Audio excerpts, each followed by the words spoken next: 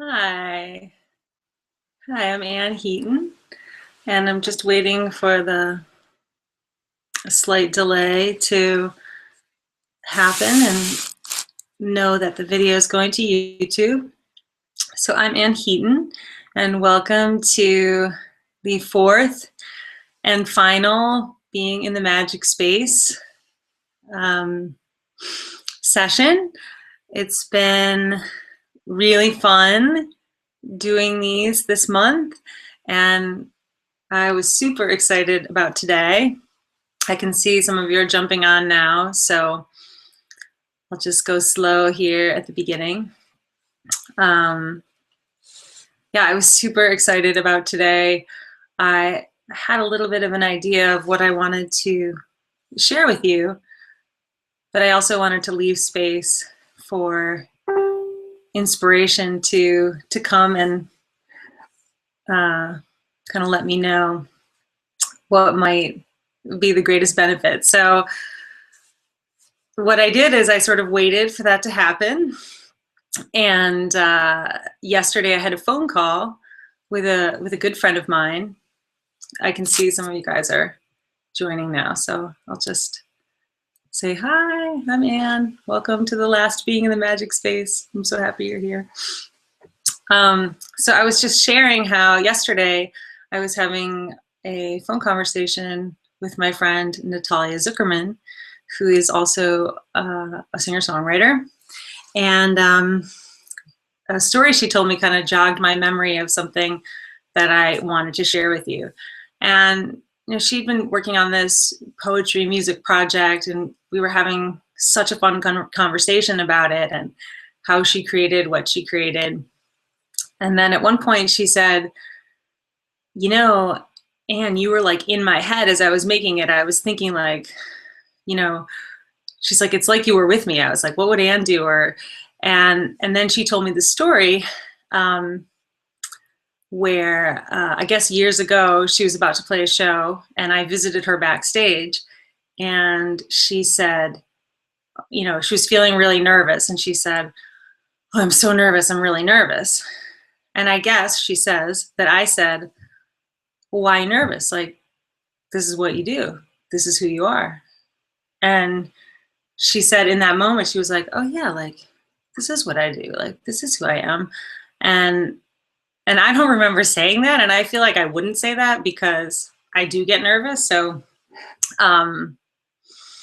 but apparently I said it. But either way, she said like in years to come, like whenever she would get nervous, she would have that voice in her head, supposedly mine, of like, why nervous? This is what you do. And it kind of got her through. And that story reminded me of how I often do that too. When I'm songwriting, if I get stuck or if I'm doing something a little bit out of my wheelhouse, I might say to myself, what would Natalia do? Or what would Meg Hutchinson do? Or any number of people, right? And it's kind of like the what would Jesus do? But it's with songwriters and artists.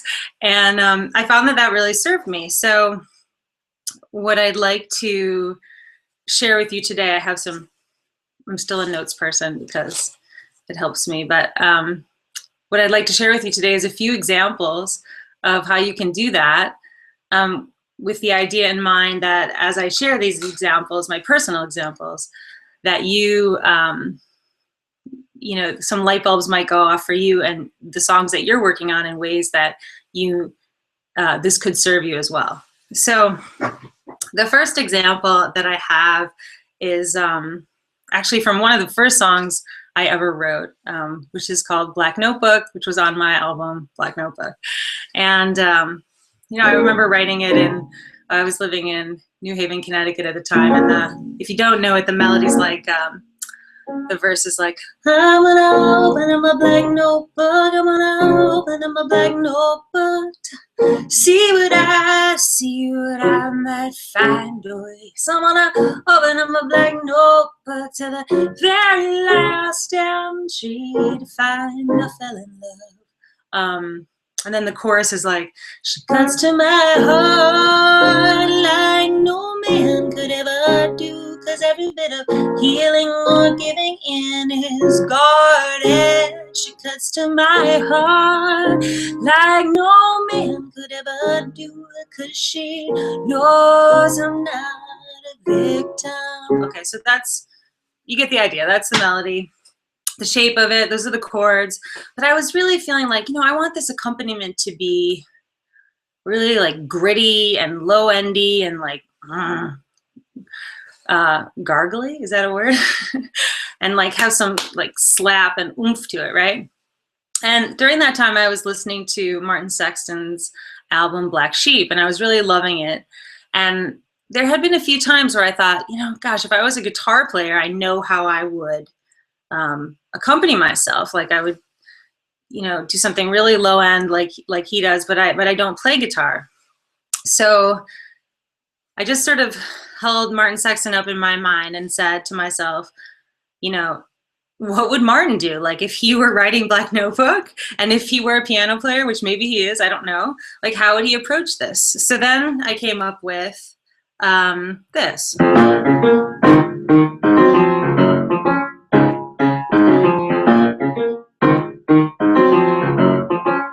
Which it's a little out of tune down there, but oops.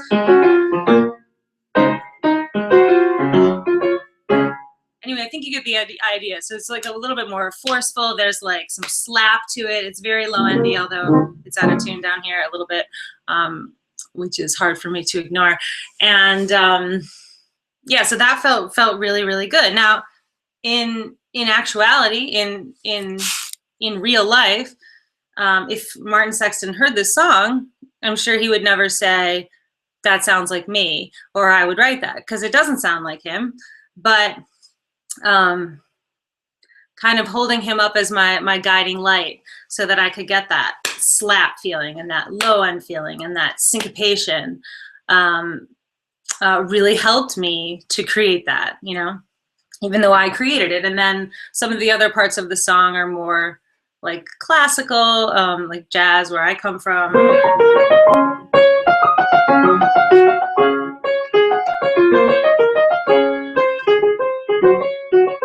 And it goes into the low end part, right? Open up my black notebook to see what I might find. All right, so hopefully the sound is good enough that you're kind of getting the idea there. So if you're familiar with Martin Sexton's Black Sheep album, particularly the song Glory Bound, and then if you're somewhat familiar with this song, that will make sense. And in this case, what I would invite you to do is anytime you're struggling with accompaniment or you have a vision for it, but you're not quite sure how to get there on your instrument, maybe pull somebody into mind, like what would, whoever your favorite guitarist is or a piano player or somebody whose your song sounds like it might be in their wheelhouse. Okay, so that example was for the music part. Now I'm gonna give an example that's more about the words. This is another I'm using all really old songs except for the one that I'll share with you next. This song is called Hey New York, and you may or may not know it, but my intention with this song was to compare two cities, compare what it feels like to live in Chicago, what it feels like to live in New York. More specifically, what it feels like to be from Chicago and then live in New York. And I knew that I wanted it to have some political, social commentary. I knew that I wanted it to, name the cities, use some proper nouns. I thought I wanted it to be funny and maybe cutting, possibly ironic.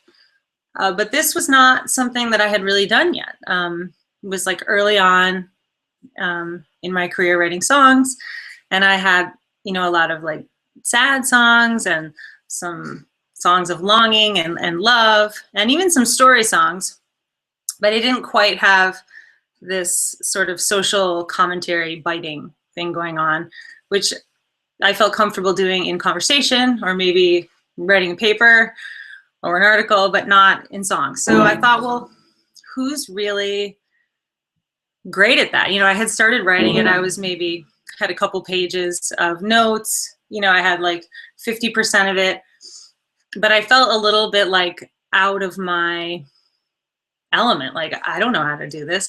And so I thought, who's really good at this? And the first person who came to mind was songwriter Dan Byrne, who again, you may know. And if you don't, he's one of the greatest songwriters maybe ever. And he has so many songs, but one I'll mention today is called Maryland. And it's about Marilyn Monroe and an alternate future she may have had. So some of the lyrics are, Marilyn Monroe should have married Henry Miller. Marilyn Monroe should have married Henry Miller. And that keeps repeating. And if she did, she would have had more fun. And if she did, he would have taken her to Paris. And if she did, she would have smoked a lot of opium. And if she did, I don't know, she might be alive today. And then it's like, oh, Henry Miller, oh, Marilyn Monroe. It's really simple, but it's brave. It has, proper nouns. It has names of people, and it's kind of funny in a way. And it's kind of kooky, like to present this alternate future. Henry Miller, by the way, was a writer. You can look him up on Wikipedia. He was an intellectual. He also wrote about sex, and some of his books were banned in the United States until 1961. So just to give you an idea. But anyway, so as I was writing my song, so I thought, okay, well, I'm comparing cities, and I'll start with Chicago. I'm starting with Chicago, and this is how I start the song. You the anti-hip, you the anti-hype, so seriously to take your job, you created an entirely new type of attitude, probably snobbery, possibly virtue, but I never knew, so I left you. Chicago, you wanted the best for me, kind of like my friend Andy, who asked, what are you gonna do when you grow up? Won't you run out of music ideas? Are there only 12? No. Hey, so there I'm using him as my guiding light to be concise. I use a proper noun. I use Chicago. I make kind of a funny comment, by saying, that someone said to me, oh, aren't you going to run out of musical ideas? Someone who maybe is not super used to being in a creative space imagines that since there are only 12 notes, 1, 2, 3, 4, 5, 6, 7, 8, 9, 10, 11, 12, then how many possible combinations could there be? So, and then I go to the chorus. Hey, New York is my sanctuary, where the bankers are actors and the waiters on our stairs. It's a big celebration. Oh. Yeah. Okay, so it's the first time singing today. So anyway, so again, in the chorus, I'm using another proper noun. Hey, New York. I'm saying the bankers are actors, which is kind of like a joke or a dig, not something I had done before in a song.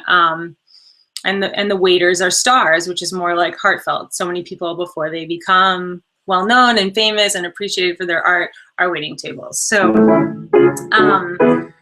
then I go on to, we're all waiting on a nuclear bomb to blow us away. Some of us will probably escape and found a new New York, maybe in Ohio, where dreams could still come true. Not sure if I'll get away, but I'll still plan my escape. Pick up the few friends I have left in Harlem and East Village. Oh, I forgot they already moved away. They couldn't afford to live here, and they were tired of being scared every day. All right, so it goes on to the chorus. You get the idea. More proper nouns, little bit of humor. What would Dan Byrne do? So, I mean, I'd never used a nuclear bomb in a song before. That took, maybe that's not bravery, but it took a little bit of guts, like to say, and we're all waiting on a nuclear bomb. That's a little bit depressing. But then to turn it around and say, like, but maybe that's okay. Like, we'll will found a new New York City in somewhere in Ohio where people can still achieve their artistic dreams, right?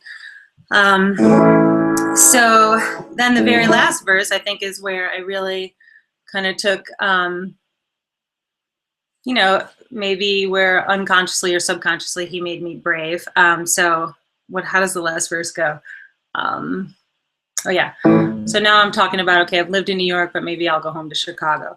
Maybe I'll go home where people are humble and strong and they get the best stuff like Second City and Steppenwolf, more proper nouns.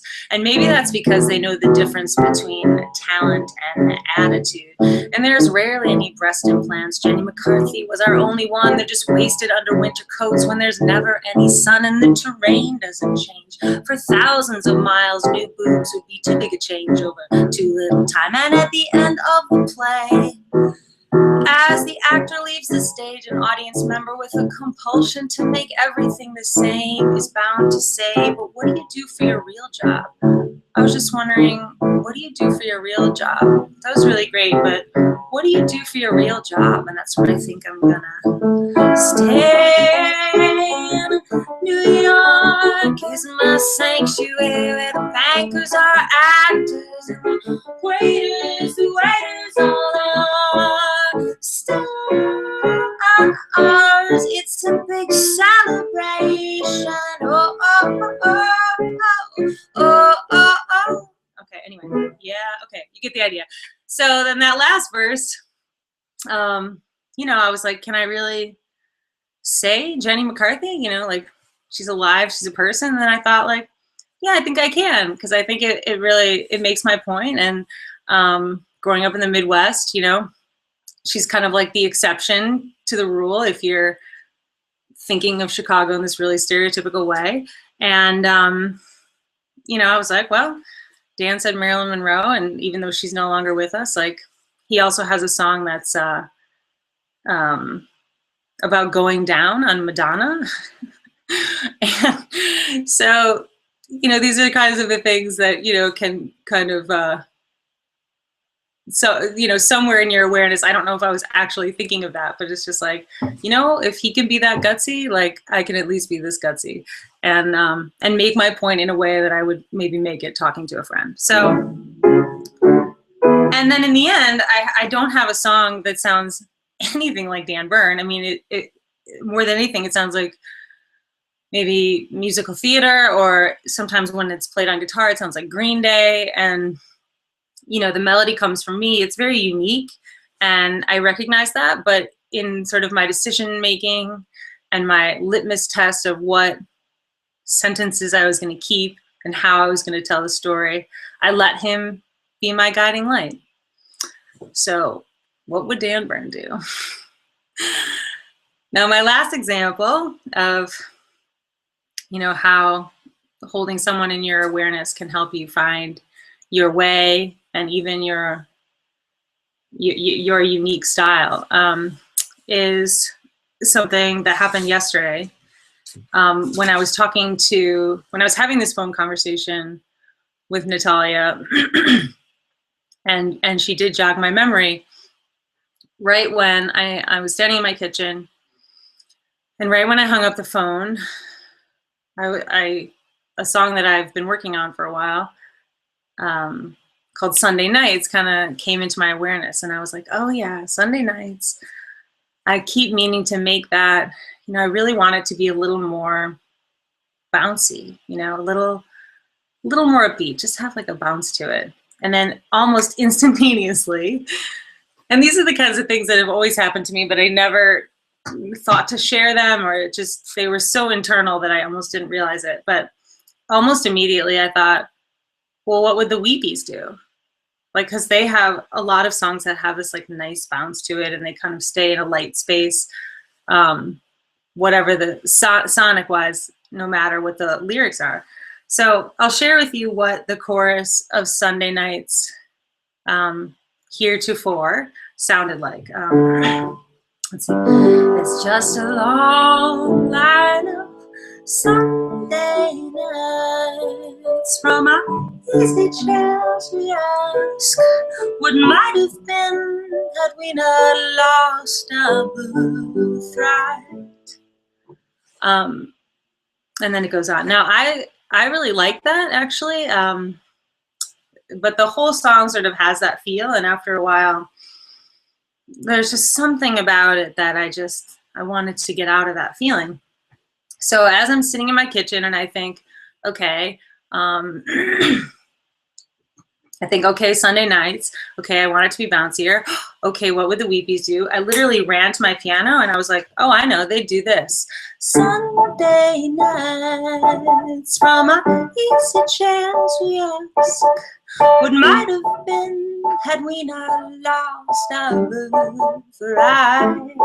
Yeah, Sunday nights from our easy chairs we ask what might have been had we not lost our birthright. Okay, so now that's just like a simple reggae beat, right? Which is not new to me. I've used reggae beats in many songs, like in The Alchemist and in Where Your Scar Is. But it took me asking myself, what would the Weepies do, to find it again? Because I was like, well, that's what they would do. It kind of have this floaty feel. And then you may have heard me sort of starting to sing a counter melody. So one second. So then I thought, okay, I'm loving this. This feels happier, bouncier.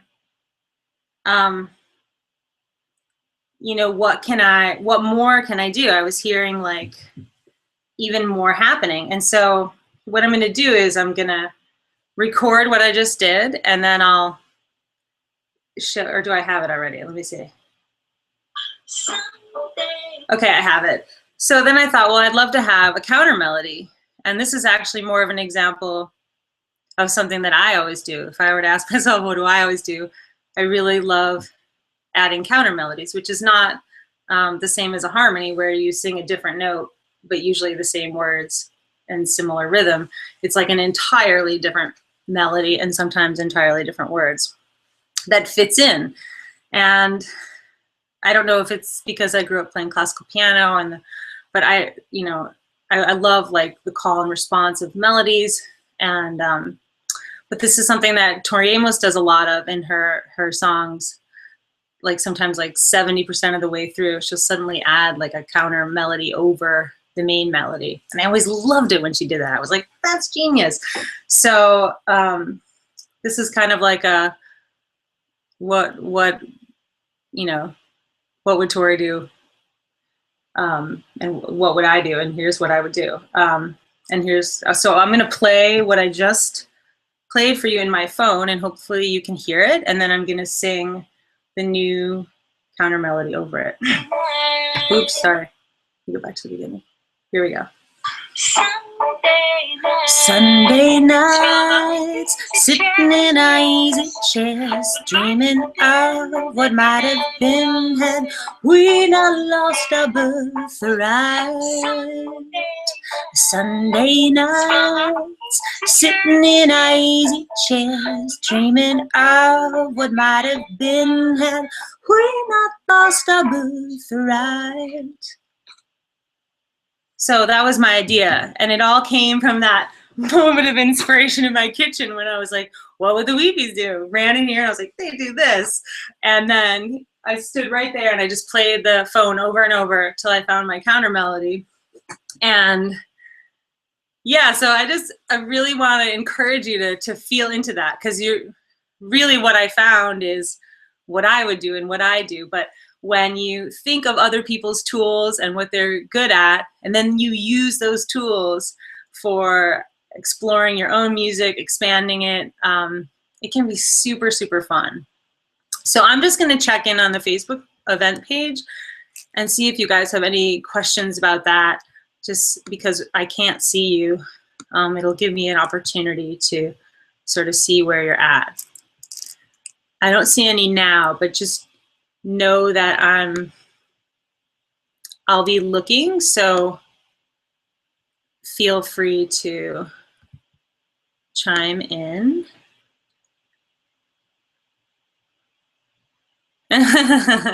I see that I can be seen and heard. Okay, that's very good news. All right, let me just go back. I'm getting the beach ball. Okay, so, oh, it looks like I'm frozen too. All right, so, okay. Love the weepies, someone says, totally.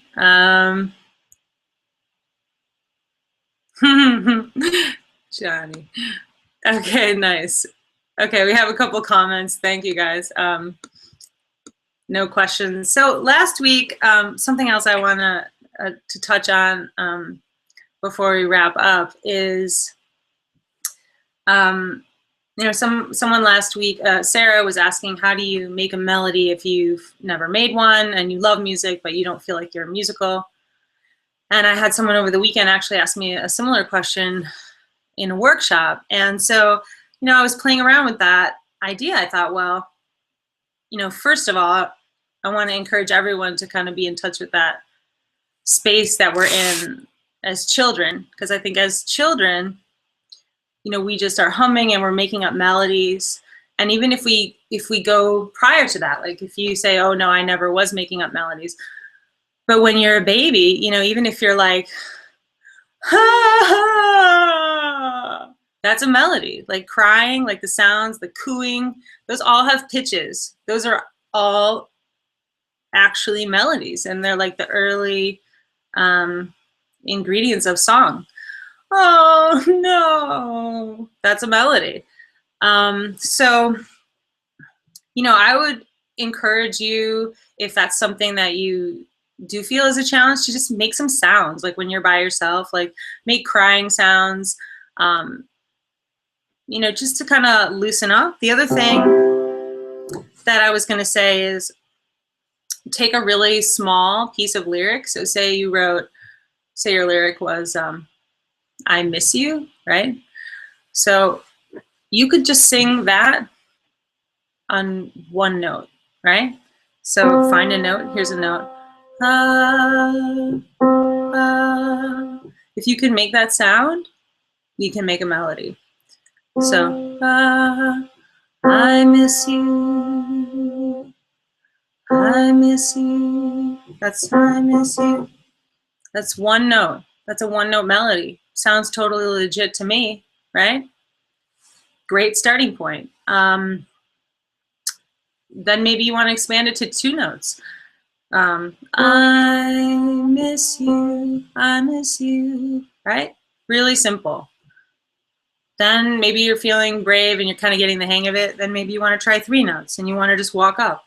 I miss you, right? So when you're starting out, you don't need to try to be fancy. Just give yourself a chance.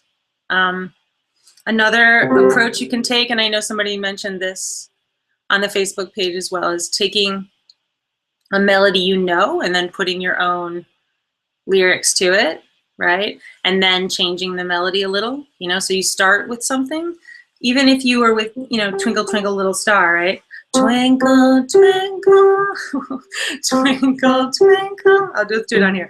Twinkle, twinkle, little star. Okay. Twinkle, twinkle. What if you went, I miss you? Suddenly you have a melody. So if you are a beginner in melody making, those are three little simple approaches, you know, making crying or cooing sounds like a baby. All of those have pitch. Singing a one note melody, finding one note, and then, or starting with a simple song like Twinkle Little Star or Happy Birthday. And then maybe it won't be so daunting, the idea of setting a whole page of your lyrics, because I know some of you are writers and more poets first, and then music is coming second. What else? Well, I guess the last thing I'd like to say is just everything that I've shared with you comes from me following my own intuition and my own muse. And some of the tools may work for you, and some tools that others have shared with me have worked for me. But ultimately, you trusting yourself and trusting your eccentricities and ideas that you get, you know, is your most valuable tool. Like, you might be working on a song and suddenly be like, I really have to go to the bookstore. Like, I just really need to go there. You know, just listen to yourself and what you want to do. Or I really want to walk in the woods. Or I really want to go get my favorite caramel latte. Like, just remember that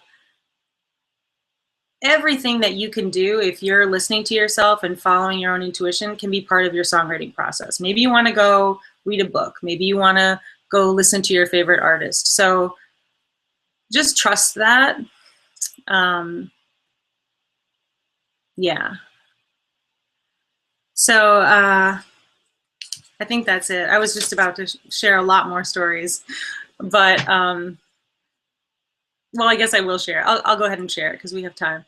Like, something that I'm kind of, I guess, eccentric, but I used to do this thing on the day that my grandmother died, because she was such an important person to me.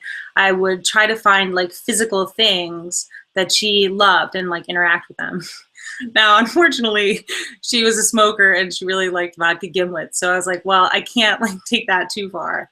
But just like having, you know, and then she had knitted these blankets. So I would kind of spend a day like kind of like doing things that I thought like maybe she would do, you know, going through like some activities she might do, or like a book she may have read, or, you know, taking a sip of a vodka gimlet, you know, just kind of like engaging in these in life and in a physical practice. And then, you know, later I ended up writing about that, but that wasn't the intention, right? So if you have little inclinations like that, I encourage you to follow them. They'll only serve your writing and your life as well. And sometimes also when we lose someone, we lose a part of ourselves if we don't remember or talk about that person. And sometimes when we bring that person into our awareness, we recover parts of ourselves that we can write about as well. Okay, so wasn't planning on talking about that, but it just came up. You just never know.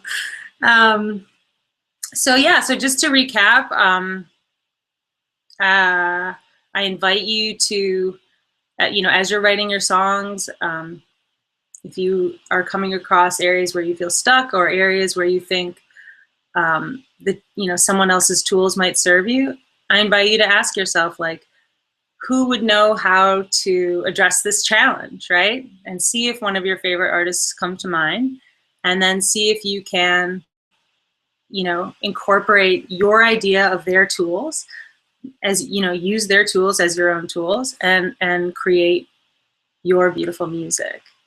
And then the melody writing we talked about, and yeah, and then just really trusting yourself. I think that's the most important thing. And lastly, I just want to say thank you for joining me for these sessions. I know most people are watching them on replay, but I don't know if there are a lot of repeaters or new people, but all of them are available on replay, so you can go back and watch them. And if you love being in this space, which I do so much, of talking about songs and creativity, and, you know, sharing about the process internally and externally, then I invite you to next week join me. We're starting the beta version of Soul Song School a week from today, on Thursday. And yeah, there's two ways you can participate. There's the online 12-week class where you can work at your own pace. And then there's the Soul Songs Luminaries group, which is a small group of songwriters who are each working on their own individual projects to bring them to completion, and want to do that in a soulful and nourishing space, so that bringing the project in the world feels flowy and not like really, really hard. So that's what I'm passionate about. That's what I love, and I love sharing it with you as well. If you have, I'm going to check the Facebook again and just make sure there aren't any last questions. If you know, I'd love to hear what you thought about today. If you had any aha moments or things that have worked for you in your own songwriting process, that would be great to know. Hang on, let me just check this. Yeah, that's, so Sharon makes a great point. She says she often sings what she's doing. So she'll sing that she's folding the laundry, and then she finds melodies that way. And then later she adds that you can change the words. Really cool. Yeah, thank you for that, Sharon. Okay. Well, if you have the intention of joining us, and please just reach out over email or over Facebook. And good luck writing, and much love to you. And thanks so much for being here. Peace.